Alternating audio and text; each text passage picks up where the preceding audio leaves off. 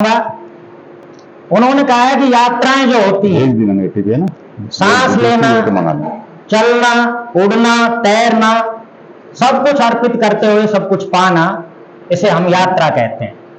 जंगल दर जंगल नापना, दरिया दर दरिया नापना, बंजर दर बंजर नापना, सहरा दर सहरा नापना, इसे हम यात्रा कहते हैं। दुनिया के किसी और छोर से उस चांद को देखकर खिल उठना, जिस चांद को हम अपनी छत से देखा करते थे, उसे यात्रा कहा जाता है। मैं यात्रा की बात इसलिए कर रहा हूं क्योंकि आज मैं एक अद्भुत यात्री और उनकी असाधारण यात्रा के बारे में बात करने वाला हूं। और वो असाधारण यात्री, उनके बगल में मुझे खड़े होने का सौभाग्य मिला। असाधारण वो इसलिए नहीं है कि उन्होंने एक विद्यालय का सफल संचालन किया, असाधारण वो इसलिए है क्योंकि उन्होंने एक विद्यालय के सफल संचालन की कार्य संस्कृति को इजाद किया और उसे विकसित किया, जो एक धरोहर के रूप में आज हमारे पास है। वो असाधारण इसलिए भी नहीं है कि संस्था प्रधान के रूप में उन्होंने अपने सारे कर्तव्यों का पालन किया। वो असाधारण इसलिए है क्योंकि उन्होंने अपने कर्तव्य के पालन में आने वाली सारी बाधाएं, सारे प्रतिबंध तोड़ दिए और कर्तव्य के दायरे को उस छोर तक लेकर गए जहां कर्तव्य की परिभाषा कहीं जाकर वृद्ध हो जाती है। वो असाधारण इसलिए भी नहीं है कि उन्होंने अपने बच्चों को नैतिक बनाने के लिए नैतिक शिक्षा की कहानियां सुनाई। वो इसलिए असाधारण है क्योंकि उन्होंने उन जीवन मूल्यों को जीकर दिखाया जिन पर कि वो यकीन करते हैं। वो असाधारण है क्योंकि उनके विचार के केंद्र में भी बच्चे रहे, उसके क्रियान्वयन के केंद्र में भी बच्चे रहे और उसके परिणाम के केंद्र में भी बच्चे रहे।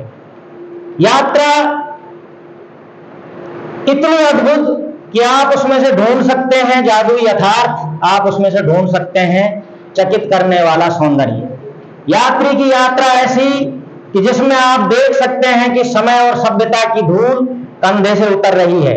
यात्री की यात्रा ऐसी जिसमें कभी कभी यात्री महसूस करवाता है कि वो एकांतिक साधक है और कभी कभी वो महसूस करवाता है कि वो आस्था के प्रवाह में डूबा हुआ गंगा जी का कोई पवित्र घाट है।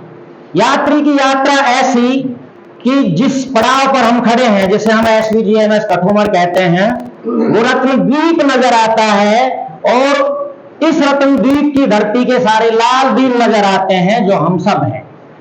हालांकि असाधारण यात्री की यात्रा कभी भी सहज नहीं होती। कभी कभी यात्रा असहज हुई, अपने सहयात्रियों के साथ जबरदस्त संघर्ष हुआ, लेकिन इस संघर्ष के दौरान भी ये यात्री तिरस्कृत होता भी रहा और तिरस्कृत करता भी रहा। ये क्रिया की प्रतिक्रिया थी, लेकिन ये तो संघर्ष का स्थायी भाव है। इसी संघर्ष के दौरान वो तिरस्कृत होते भी रहे, परिष्कृत करते भी रहे। ये संघर्ष का सकारात्मक परिणाम है। लेकिन इस पूरे संघर्ष के दौरान अपनी गरिमा को अक्षुण्ण बनाए रखते हुए उन्होंने अपने सहज व्यवहार को नहीं छोड़ा। यही बात इन्हें एक यात्री के रूप में असाधारण बनाती है।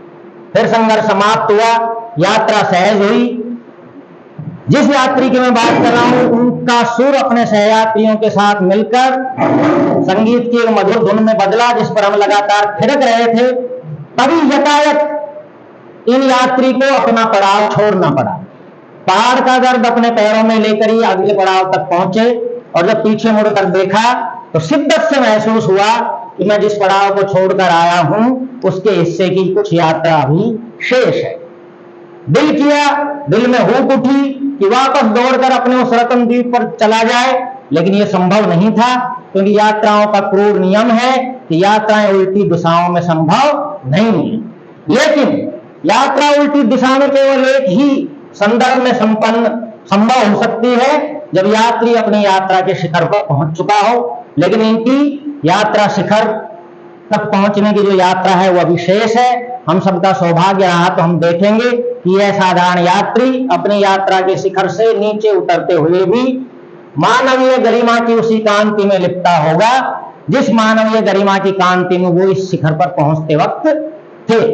मैं अपने सभी विद्वान साथियों से आग्रह करूंगा कि वो अपने स्थान पर खड़े होकर इस असाधारण यात्री के लिए जोरदार तालियां बजाएं, क्योंकि इनका नाम है आदरणीय रंजीत कुमार व्यास।